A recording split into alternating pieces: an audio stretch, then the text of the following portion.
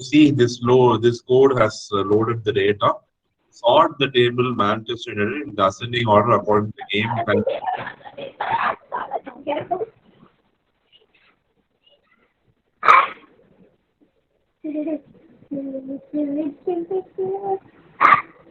Please unmute yourself, participants.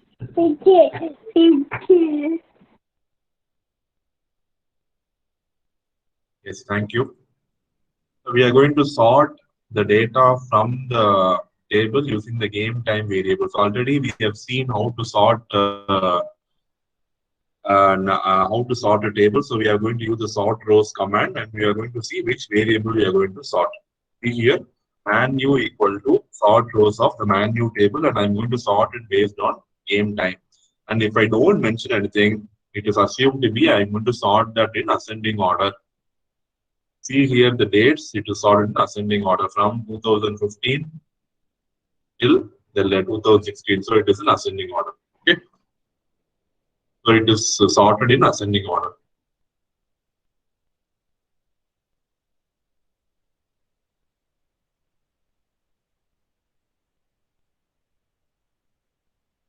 Now you are going to find the cumulative sum to calculate the cumulative points and assign the points. We are going to calculate the points for the uh,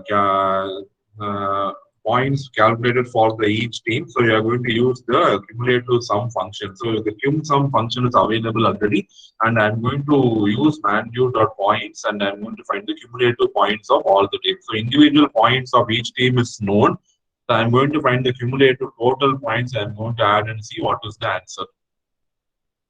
If you add points of all the teams, you get this cumulative points. And finally, plot the game time on x-axis and points on the y-axis. So you know how to use a plot command. Plot of game time, comma, points, total. I'm just using the plot command. It is incorrect because it is plotted on the x-axis. So we'll see what is the wrong is points plotted on the y-axis. I'm not using this. So see here, this game time is a part of Manchester United, right? So whenever I'm using game time, I have to use manu.game time. And but point total variables already defined, right? That is what the error we got. The game time is not available separately. So the game time, you have to use it along with Manchester United only. But points total, you see, it is independent variable, so you can use it directly. And see the graph, you got the graph between game time and points total. So you got the graph between game time and points total.